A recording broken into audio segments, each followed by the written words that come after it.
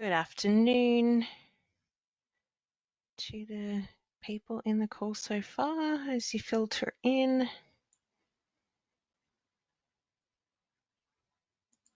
We'll just give it a couple minutes to let people get into the meeting and then we'll make a good start.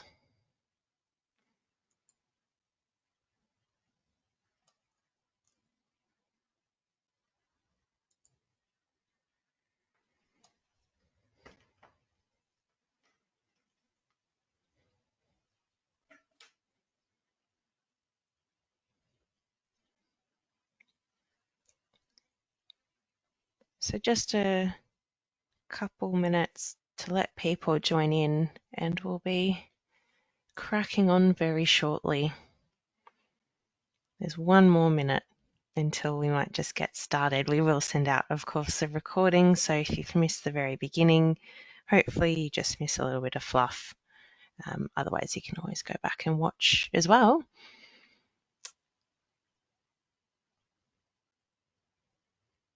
Can still see a few people filtering in.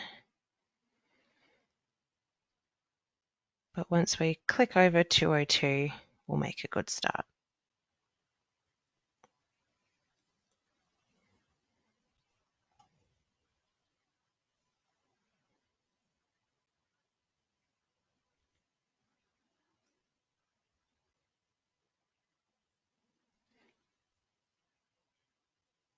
Terrific. Can't be long now. Just waiting a couple minutes for people to join in the session. And there we go. I saw 202 click over. Let's make a start, everybody who has made it in so far. Welcome to today's webinar. And the topic for today is VET student loan, or VSL as it's commonly referred to, VET student loan management. So a little introduction to me before we crack into the interesting stuff. My name is Hayley Zeinstra, and I'm a customer success manager here at eSkilled. So I'll be the webinar host for today, and you'll be putting up with my voice for the next little bit. So in the session today, what we're aiming to do is just provide an introductory level overview covering your setup, enrollment management and reporting for VSL or VET student loans. Look, if you do have any specific questions, please do feel free to share them in the questions section, and we'll be able to follow those up after today's webinar to give you some more specific advice. Now, if you're new to using GoToWebinar, where is this and how do you do it? I think hopefully you'll be able to find it in the top right corner of your screen. Should be a little question mark button there. Once you click on that, it should expand a little, panel on the side of your screen. And in the bottom right of that panel is the section where you can type and submit your question. So just to get everybody familiar, go have a little look for that in case you do have questions through the course of today's webinar. Of course, you can always follow up with us and our support team afterwards as well. So if you don't think of the questions in the moment, that's quite fine as well. And just to dive a little more detailed into what we will cover off today in relation to VET student loans. So we'll be going through setup. That will cover location settings and setup and program instance settings and setup. We'll look at the enrollment process, so using the enrollment wizard and the VSL fields that are available on there. How to update VSL fields against the unit records and the external enrollment form and the VSL fields that are shown on that as well. And finally, we'll be doing a little bit of an overview from the TCSI, or the Tertiary Collection of Student Information reporting packets, and how to generate these out of the system too. All right. Just to mention at the start as well, you do need to have a VSL enabled as a module on your account. It is not a standard feature that is turned on with a standard subscription, and you do need to have a maximized subscription package to have access to it as well. So If you do need some help getting your VSL functionality available and turned on, you can contact our support team there and they'll be able to assist you in that regard. It's also worth noting too, it is currently in the beta release stage, meaning that it is a brand new functionality that's been released in the system. So we are still expecting some feedback and refinement of the functionality accordingly. So just bear that in mind. If it is something that you're interested in using, please do share openly and freely any feedback that you may have. Okay, let's get into it. So the first thing to set up so that you can use VSL is some location-based settings. And what this is, when you're setting up a location in the system, there are 2 additional fields that are now available for you. That is the campus effective from date and then a campus effective to date. Now, the effective from date does need to be populated for those TCSI reports. And really the only rule and stipulation there is that the date that you set here should be earlier than any start dates for training or for units that are delivered with VSL.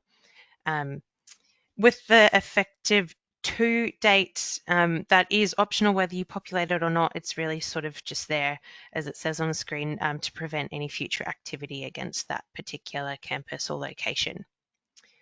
So with that said, hopefully this is a little bit of a recap for most people who are sitting in today.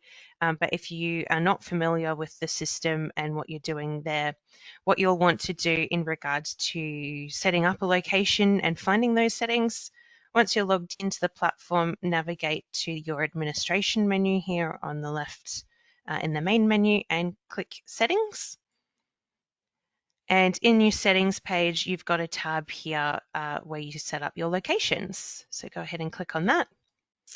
If, like us, you already have some set up, you should have a bit of a library. If you're setting up a new location, you'll click the button here to create a new one. Obviously, put in all the fields here in terms of the physical address for that location, but we do have those fields here for the campus effective from and effective to dates. So make sure, particularly with that effective from date, that you do have that populated. I'm just clicking in that field there. You can see it brings up a little date modal, so you can, or calendar modal, so you can pick your date. You can actually type into these fields too. So if you wanted to type in the date, that would be fine as well. But that is it. It's a pretty simple one to start us off and get a bit of a flavor going, but that is where you can set up the location additional settings there for your VSL training, and obviously an important field coming into the reporting aspect of things because I'll expect that to be there. All right, we'll move along. Next, we're looking at program instance settings. So these are settings at the program instance level that need to be in place so that you can effectively set up to be using VSL. I'll just go through these slides and I'll sort of come back to the system and do them all together. But first of all, in your program instance on the Event Miss tab, there is a toggle and you'll need to turn that on, indicating that you want to enable VET student loan collection for that particular program instance. And as it says there, look, if you can't see that toggle, that might be an indicator that you do not have the appropriate permissions turned on, like I mentioned at the top of the webinar. So do get in touch with the support team if you can't see it to turn it on. Also at the program instance level, this time in the details tab, there's a section or a field for your program participation. This becomes a mandatory field when you have VSL toggled on, and you need to define whether it is full-time or part-time study load. Then you've got your units tab, also in your program instance. And there are some stock standard fields here that we always see when you're setting up units against a program instance. Highlighted in red here, there are some additional ones that become available to you for training that is toggled on for VSL. So your census date, that'd be the last day that students can submit for a VSL application.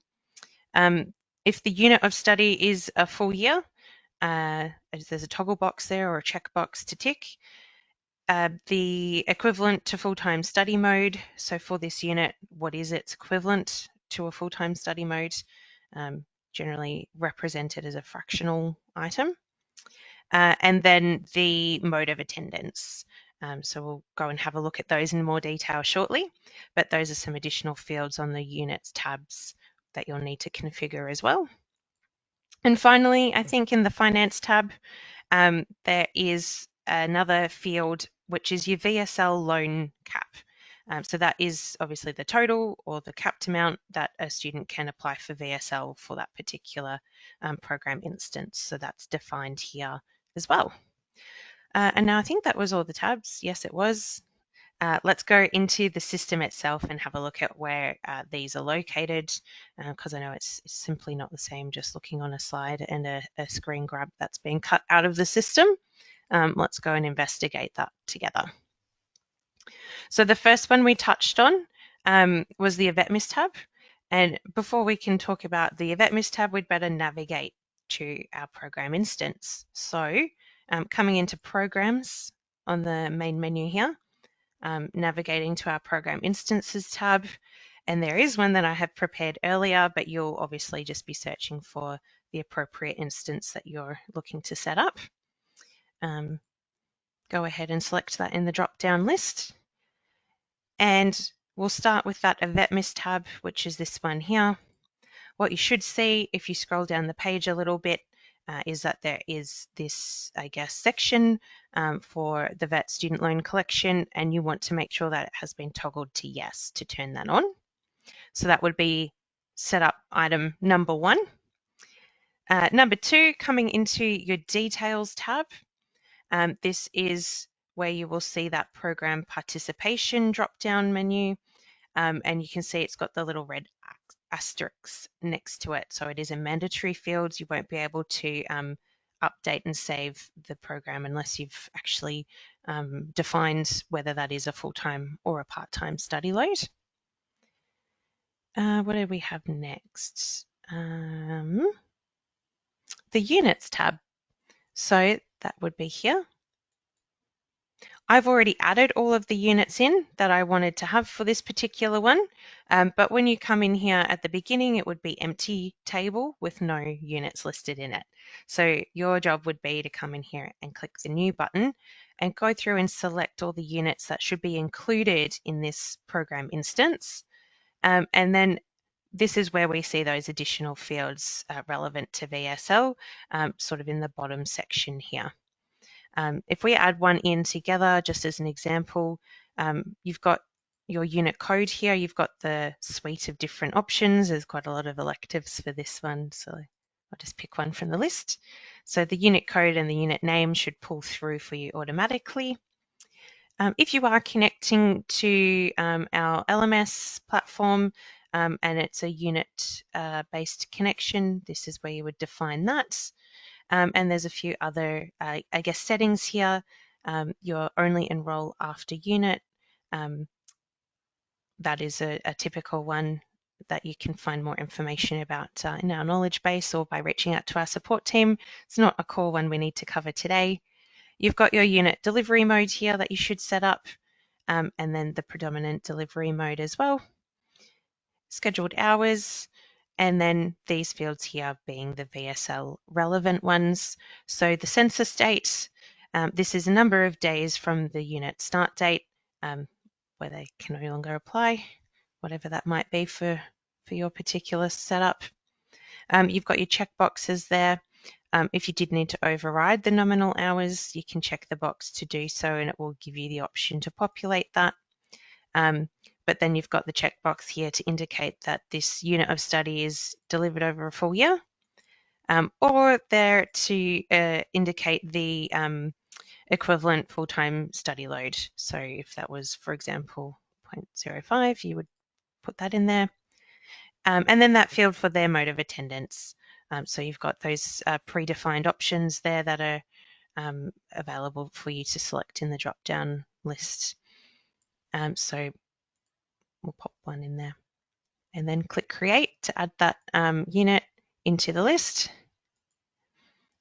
And that would be the setup process. And you would go through that for each unit that you are adding in to this particular program instance that will be a VSL eligible program instance. And then finally, it was in the financial tab, we needed to set up our program fees. I've already done that here with this line item, but if you haven't already done that, you'd be clicking the new button here, picking which fee type you're setting up. Generally, a tuition fee is always there. The description of what sort of fees those are, and then defining the total amount there. And this is where we see the VSL loan cap field available to populate as well. So I can also edit the existing record there. So we can see $16,000 set as the student fee, and then VSL loan cap populated at 16,000 as the maximum there. Just to note, it's probably helpful that you have also set up some payment plans when you're doing your setup here, which is a normal part of setting up any program instance, regardless of whether that was a VSL one or not. Some students may elect to put all of their fees towards a VSL, but you may have examples where there are maybe additional fees, like a book fee or a resource fee that is something that you do expect them to pay up front, and that doesn't necessarily go towards VSL. So you do need to have, I guess, a rule or a payment plan defined on how are they going to pay those types of fees.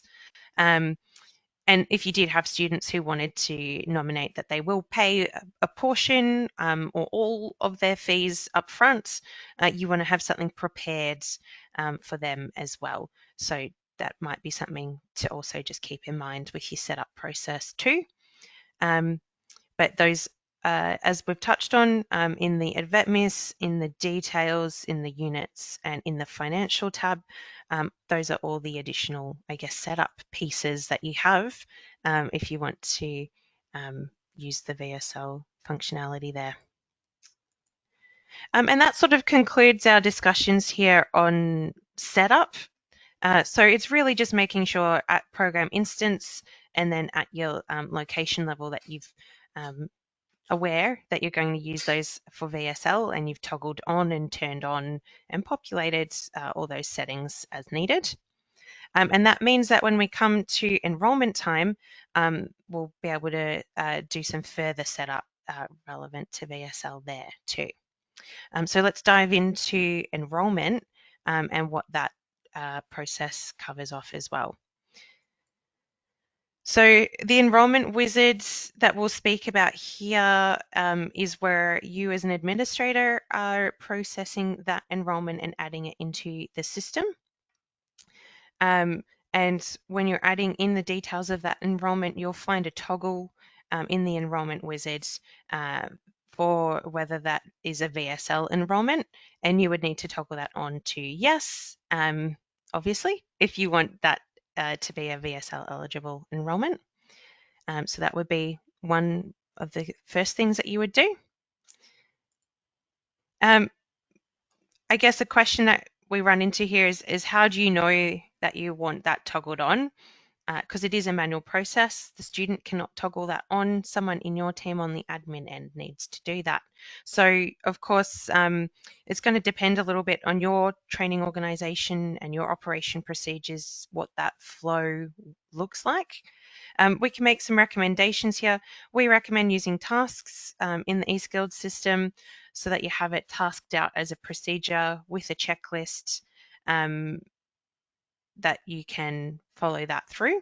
And actually one of our next webinars is on the task setup and using tasks, so you might want to check that one out. The other thing you can do to know that a student wants to use VSL towards their student fees would be to include on your external enrollment form a custom field question where you do actually ask them that question. Do you want to use VSL? Yes or no? And then that's where you kind of run that into a task so that someone in your admin team is checking for their response and essentially updating the enrollment accordingly. If they have said yes, how much, so on and so forth, all the details, you've got someone actually following that through and completing that administratively. Then we come in that enrollment wizard to the section where it asks about student payments or fees. And as I sort of said earlier, a student may want to put all their fees onto VSL, and what that sort of looks like is a $0 upfront fee. But you may also have other fees that are payable, or they may elect that they want to pay some of that upfront.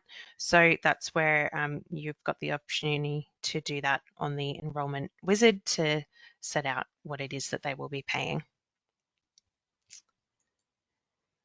Also in that enrollment wizard, there are some additional questions that become available to populate here as well. So there's a section for culture questions. So you've got your citizen resident code and citizenship effective from date. So these are fields that are collected for that TCSI reporting, and that's why they're now becoming available for you. Since you've said this is a VSL enrollment, they are data points that you'll be expected to collect and report on. When you've got a student who's indicated that they have a disability, in the disability section, there's some additional questions there to set an effective from and effective to date for that disability. You've got the education section that has some additional functionalities in there, basis for admission, and if they are eligible for any credits, the credit value and the basis for awarding that credits. And then you've also got a special little section that is named the Vet Student Loan Collection section, and that's got your tax file number, the CHESSN number, and then the year of arrival in Australia. So all fields that you need to report and collect on. So they're all available in there for you. All right, let's go in and actually have a look at what that looks like in practice now that we've sort of gone over what are all the things that you get. Let's have a look at them. Let's go back over to the system. And what we do at this stage basically is go over to our Students tab. They should be added into the system. We won't go over the details of doing that in this particular webinar, but if you need some help doing that, certainly do reach out to our support team and they can steer you in the right direction. Assuming that you've got a student in that in the system already, I'm going to search for my example person here. What you would do is jump onto their enrollments tab. So my example student here doesn't have any enrollments yet, so we'll be starting together and making a new one. And this is where we see that enrollment wizard. And this is where we're going to sort of set up and plot out answers to all those additional fields for the VSL setup. It starts off though exactly like any enrollment would, regardless of whether it's a VSL one or not. So you need to set which program it is that student will be enrolling into, find the program instance, and this should be your one that does have the VSL turned on that we touched on earlier with your setup. And then you'll need to select your group or your intake as well. We've got their enrollment dates. I'm just going to set that as today. Their enrollment status, we'll keep that as application has been received. And it's populated my start and end dates, and that would be based on the information set up on the program instance that I've picked here. And importantly, now we can see our toggle here. Is this a VSL enrollment? So we'll want to toggle that to yes. If you need to fill in any of the other fields here, and if you have custom fields, you might be able to view those here as well. That's what these ones are. There's some custom ones we've set up. But then once you've got that all populated, just click continue to move on to the second stage here, which is the payment stage. So this is pulling that information out from the program instance. So we saw earlier I had that set up with the course fees, $16,000, and then there was a resource book fee, $550. So that one's not eligible to go onto the VSL loan, just the tuition fees are. And then what we've got here, you can see that the total fees currently is the 16,000 plus the 550. And the gap fee is anything that the student would be expected to pay. So in this case, it's the $550 for the book fee. This field here for VSL loan is where you can set what amount that student would like to put on as a loan. So if they did not want to do the full amount for the full $16,000 here, if they just wanted to do, say, 10, that's where you would come in here and overwrite that with what they preferred to pay. And you can see as I've updated that and clicked out of the box, that's automatically recalculated what the gap fee will be. So if they're putting $10,000 on as a loan, it's now the $6,550 that the student would be required to pay. And that's where I mentioned earlier, it's important to have given some thought to what payment plans you will offer students if they are going to be paying some fees. So you need to have some options here to select for them. So there's two here that I've got. It might be if it's an upfront payment, so you just expect them to then pay that on the spot. Or you might break it up and have that scheduled out as a true payment plan, payment schedule. So you can do that with eSkilled as well. This one is at the program start date, you're expected to pay, well, it is 50%, doesn't actually show that there, and that's half at the program start date, and then the remaining half payable halfway through the program. So whatever it is that works for your student, you just want to make sure you're prepared and you have some options there. Maybe I'll do upfront payment, and maybe I'll leave that as, oh, my keyboard wasn't working there. The 16,000, so we've just got the 550. Once you're happy with defining what the payments will be there, go ahead and click continue to move on to the next section on the enrollment wizard. And again, lots of these questions, they are there as a vet miss questions for training that is not necessarily VSL. So you'll see all those fields here still as well as in addition to those VSL ones that we touched on. So there was a couple of those questions here in the culture section. I think it was the citizen resident code. And so that's a drop-down box where you can see the available selections and populate appropriately, and then the citizenship effective from date. As always, you can click in the box and it's going to give you that calendar modal. If you prefer, if you want to type it in, that is also possible as well. With disability, where you have a student that has selected yes, and then they have the fields here for the effective from and effective to. And with the education section, we've got the additional fields here. That was the basis for admission. So again, that's a drop-down box. And you can multi-select. And then you've got your credit used value and credit basis. So these two fields work as a pair. So if you are applying credits, what you would do, well, sorry, I didn't necessarily mean that, but you indicate there what the credit value was that they have, and then the basis for awarding that credit. So was it prior study? Was it, which are the applicable options in here? You can see also that's pulling through the relevant codes that are required for the TCSI reporting in that case as well. And you can see when you click add, it brings up a new field for credit use value and credit basis. So like I mentioned, they should be used as a pair because if you're providing data for one of those fields, you need to do it for both. And then the last section here is that VET student loan collection section with the tax file number, the Chechen, and the year of arrival in Australia. So you would populate those as you have them as well. All right, then you would continue. I think there's just one last phase here, which is the units phase. So we'll move on to that. Wonderful. It does sometimes take a little moment to think here, particularly if you're enrolling in a qualification that has a large number of units. So just let it do its thing, but it should populate through that table, as you see now, that has a list of all the units that are included within the enrolment here. Now, against each of these individually, you can click on the action button to edit that.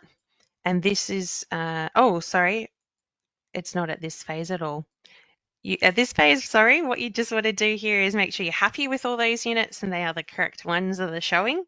Assuming that you are, and I am, we can submit here.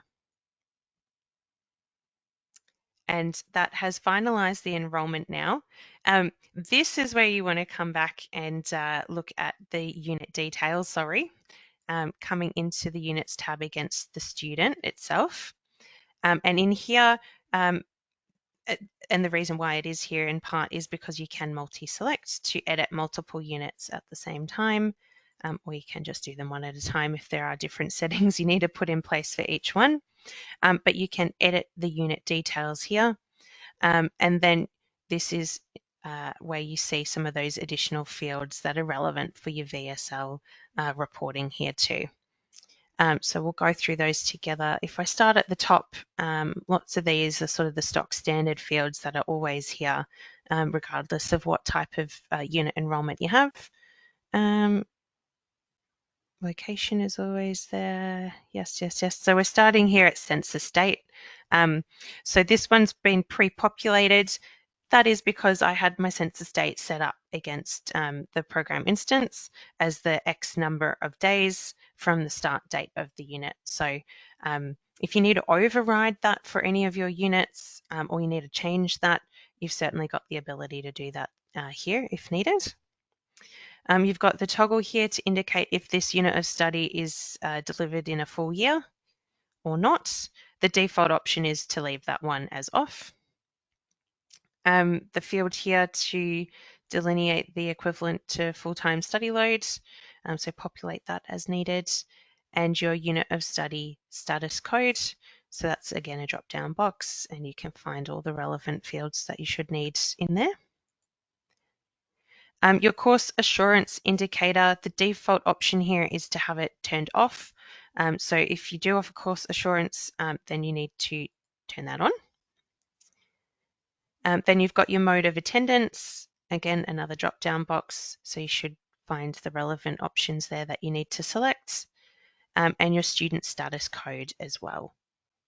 So which one is applicable to them and how they have paid their fees or intend to pay their fees. The amount charged, so that's the amount that's due for that particular unit. And then you've got the amount here that has been allocated to the help loan or as a VSL loan fee.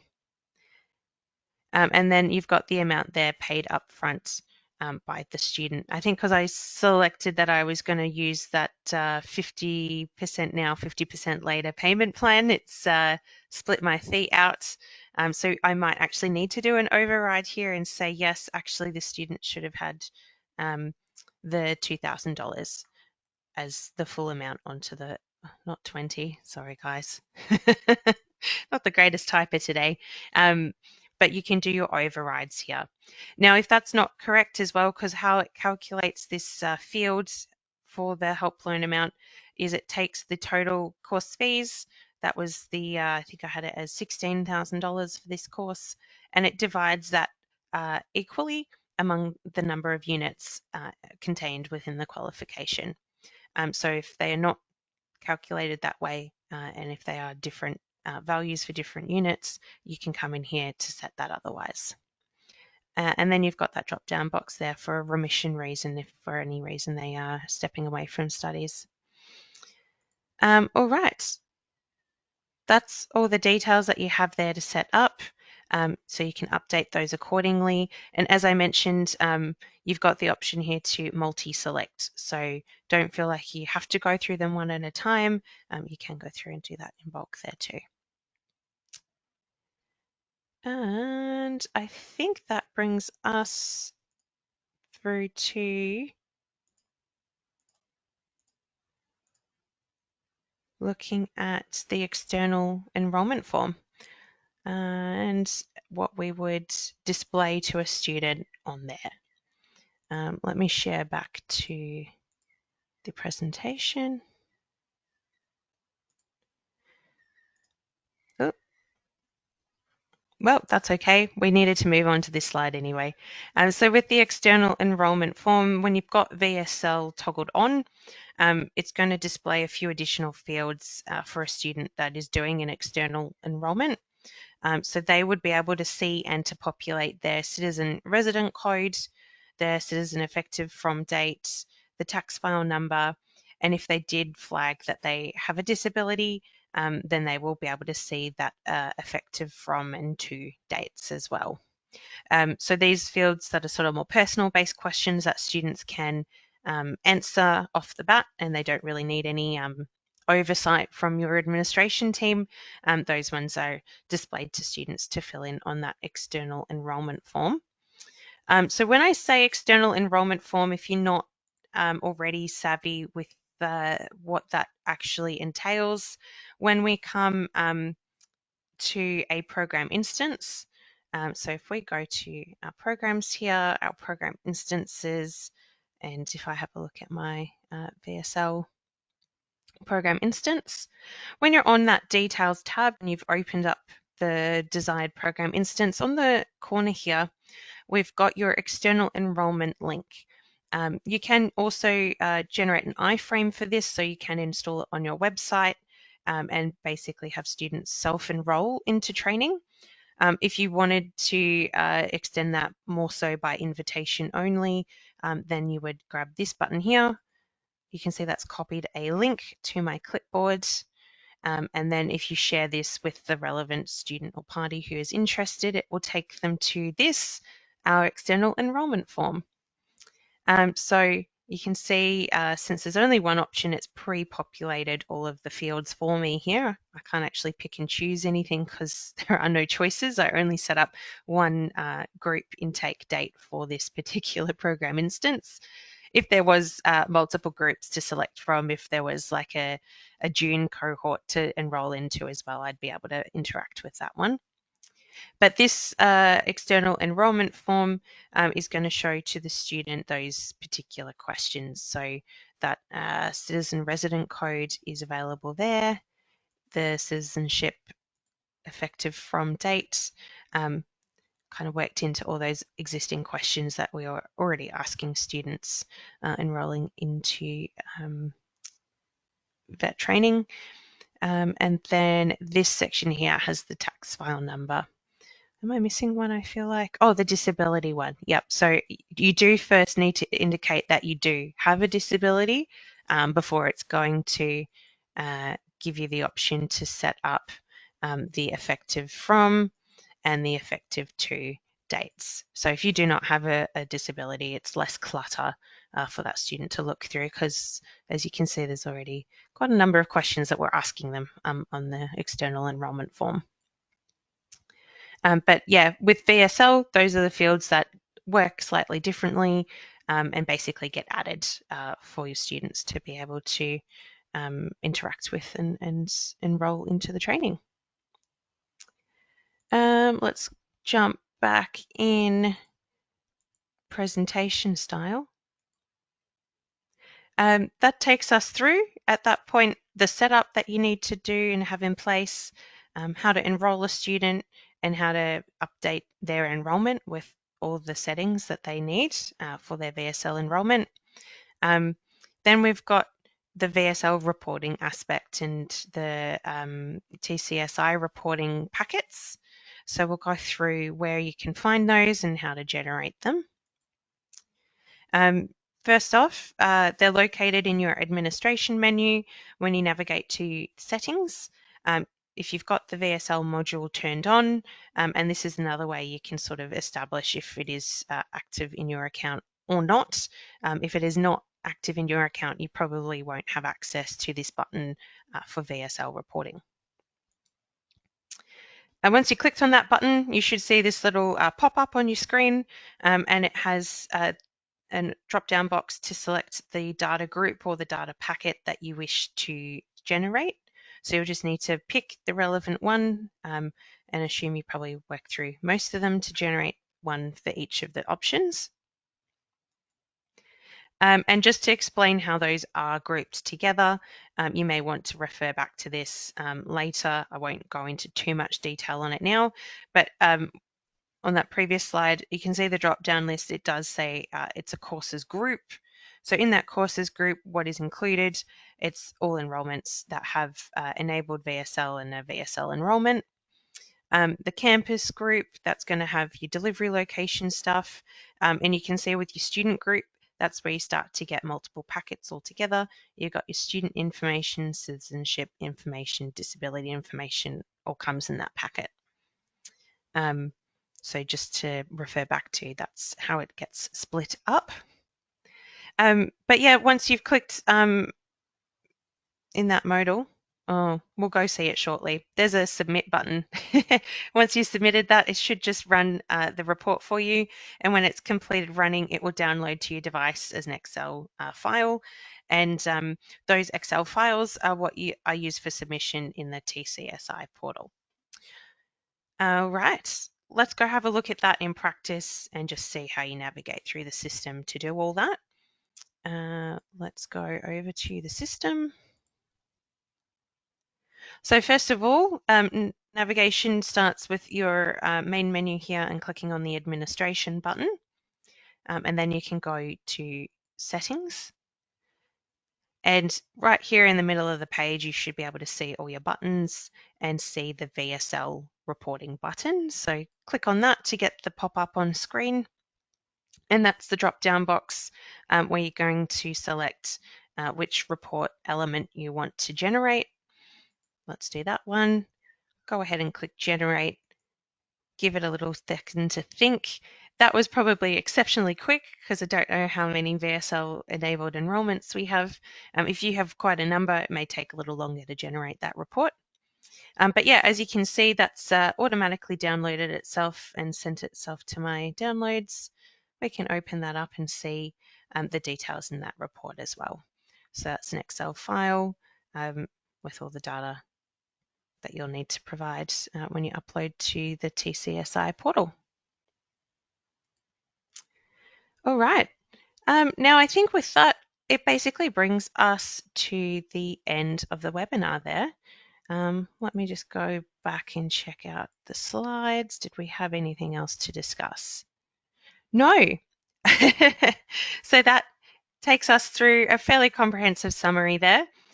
So went through all the setup and the settings that you should have in place at your program instance level, turning on VSL as an option, all the additional fields that you now have to populate when you're creating a student enrollment and how to set those up and put them through. And then finally, the enrollment, the reporting element. So once you've recorded all that data, how do you generate the report out of the system to then export that and upload that to TCSI? So I hope that that was informative and did give you guys a good overview how the functionality works in eSkilled and where you can find all those fields and set up pieces that are needed in course of setting up VSL. If you do have any questions, feel free to chuck them into the chat. We'll be happy to follow those up after the session today. I'll give you a couple of minutes to go through and do that. And do join us for some of our future webinars. There's a couple that are up and ready to enroll into or register for, I should say. I think that's next week, the 15th of May. We've got oh, there you go. We've got a webinar to develop online courses with our AI course creator. And then on the 22nd of May, we've got that webinar I mentioned about task management. So if you are doing VSL enrollments and you're not aware of using tasks in the eSkilled system, that may be a good one to attend because tasks would be a great way to help manage the VSL process so that you're not letting anyone slip through the cracks and you're getting any student who wants to have VSL through as a VSL nominated enrolment. So thank you for your time today. And as that previous slide said, perhaps they're in the wrong order a little bit. If you do check your emails, we are sending out a recording of the session today, so you'll be able to look back on that again or share it with any colleagues who may not have been able to join. It will also have a feedback link, and we do appreciate your feedback so that we can make these webinars as useful and informative for you as our subscriber base as we possibly can. Hopefully we're delivering relevant content that is helpful to get you kick-started in the system. So look, again, thank you for your time. I'll go through and check if there are any questions that have been shared and follow those up after the session. Otherwise, please don't hesitate to reach out to our support team. They'll be able to direct any questions that you might have after the moment today and help you find answers.